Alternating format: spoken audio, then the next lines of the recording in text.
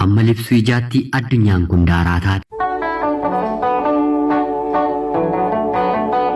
Nagaa fi jaalalli bakka jirtan hundumaatti niif haa ta'u. Addunyaan kun bu'aa bahii hedduu qabdi. Reen carraa dhala namaas akkanuma garaagara. Inni tokko cooma muratee, booka dhunatee, uffata garaagaraa jijjiirratee mana viillaa keessa yeroo jiraatu, inni tokko immoo waanumatti jiraatu iyyuu dhabee harka namaa laalaa, waan uffatu dhabee uffata innumti sooressiyyuu kophee isaatti hin qulqulleeffanne qullaa isaa dhoksachuuf godhata. Nama kamiif iyyuu hiyyummaa isaa ta'u soorummaan gadameessa haadhaa keessaa kan laatamu miti. Bu'aa bahiin jiruu fi jireenyaa garuu isa tokkoof tulluu taatee akka gaaraatti jabaatti, isa tokkoof immoo waanuma inni barbaadde daftee guutti. Hawaasa keessatti inni qabu umuriin isaa xiqqoo yoo ta'e iyyuu hangafa isaa dura kabajama. Jaarsi yookiin manguddoon qabeenya hin qaban yoo ta'e ijoollee fi maatiin isaan jaallatanii. Sababa hiyyummaa isaattis maqaan isaa xiqqaatee gadi bu'eeti kan waamamu. Haa ta'uutii garuu duutii eenyumaaf iyyuu waan hin oolleef gaafa lubbuun nama kamiyyuu darbitee gara samiitti deemtu hunduu maqaa tokko waamama. Innis hiyyeessichi yookiin sooressichi kun asiin darbe jedhama otoo hin taane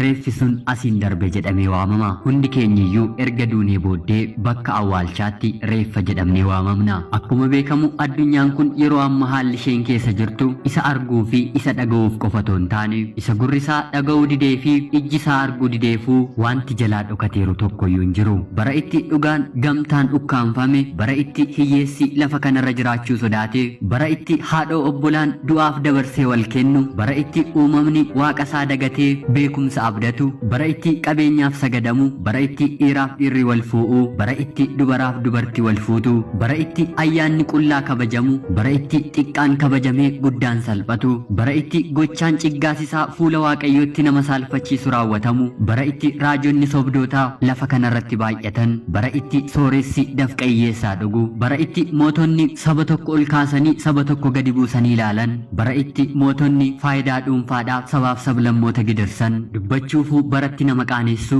bara saalfii keessa jirra. Eekkamsa sababuma kanaafis dhukkubni haaraan addunyaa kana guyyoota muraasa keessatti yoo xiqqaate lubbuu namoota 10,000 guyyaatti funaannachaa jira. Nuyis bakka jirrutti of yaadannee qalbii keenya gara fuula waaqayyootti hin deebifannu yoo ta'e eekkamsi kun nu qaqqabuunsaa homaa gaaffii kan namatti uumu miti. Biyyoonni kaleessa nuti dureessaa fi qabeenyaa fi sirna teeknooloojii keenyaatiin addunyaa kana injifanneerra jechaa turanii har'a garuu lafaa fi bakka seenanii dhabanii abdii isaanii garatti harka kaasan dhabaniiru. Yeroo ammaa kanatti waaqayyo eenyummaa isaa of beeksisuudhaaf beekumsaa fi dandeettii isaanii jalaa dhoksee jira. Saba isa tuffatee fi lubbuu waaqayyo hin jiru jetteettis harka isaarratti ol kaaseera. Kaleessa biyyoota Awurooppaa fi Ameerikaa keessatti gooliin lakkoofsa tapha kubbaa miilaa yeroo lakkaa'amu har'a garuu biyya keenya dabalatee lubbuu namoota du'anii fi dhibee kanaatiin namoota qabamanii tokkummaadhaan lakkaawachaa jirti. Kaleessa gooliin kubbaa miilaa baay'inaan yeroo galu hunduu gammachuudhaan kan lafa dhiitu har'a immoo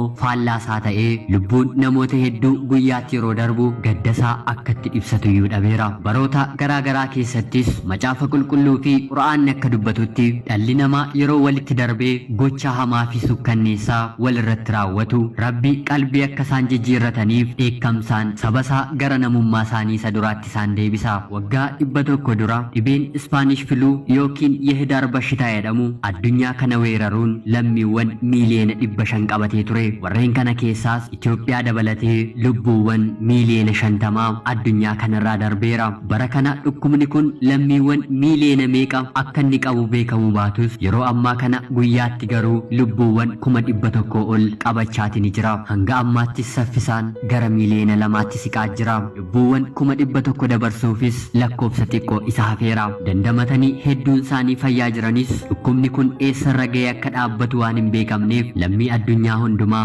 yaaddoo keessa naqeera. Addunyaan kaleessa ardii fi amantiin sabaa fi bifaa yeroo wal qooddu har'a garuu dhukkubni kun tokko gochuun hundumtuu mana cufatee waa'ee dhukkuba kanaa yaadda'aa jira. Abbaan qabeenyaa kaleessa hiyyeessatti darbee qabeenya isaa tuullate har'a garuu lubbuu isaa waan yaadda'aa jiruuf kan qabuun hiyyeessa gargaaruuf har'a hiixachaati jira. Mootonni kaleessa baay'inanii niwukilarii isaaniitiin addunyaa fi wal doorsisaa turan har'a garuu dhukkuba kana qolachuuf meeshaa wal gargaaraa jiru. Hedduun waa'ee gaarummaa hojjechuu irratti kaleessa rafaa kan ture hirriba isaa keessaa dammaqee eenyummaa isaa fi qabeenyii fi aangoonsaa hanga kamiitti lubbuu isaa baraaruu akka danda'u ofirratti beekee hojjechaati jira. Namoonni kaleessa gaarii turan har'as gaarummaan isaanii kan durii irra caalee lammii isaanii gargaaraa jiru. Haa ta'uutii addunyaan haala kanaan yaaddaa yeroo jirtu kanatti ammas qalbiin isaanii warri hin deebine uummata irratti gatii dabaluu fi waa'ee dhukkuba kanaa gara siyaasaatti jijjiiranii goolii ofirratti galchaa kan jiran tokko lama miti.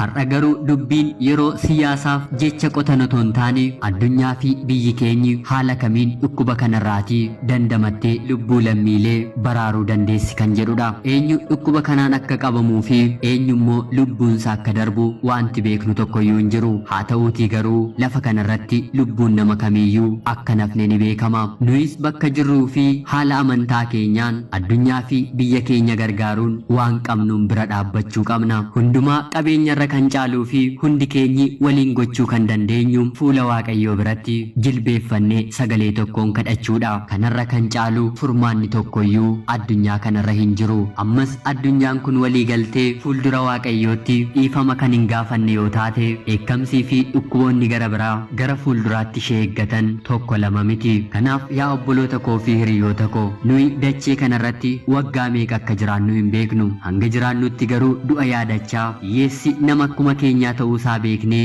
waan qabnuun bira haa dhaabannu. Waaqayyo kan ilaalu laphee keenya waan na ta'eef hundi keenyi amantaa keenyaatiin baay'isnee haa kadhannu. Hunduma keenyas bakka jirrutti maatii keenya waliin Rabbi nagaa nu godhee dhukkuba kana darbe jennee akka seenaatti nama haasofnu nu haa taasisu. Obboleessa keessan Olii Dinqiisaa Kaalifoorniyaa irraa.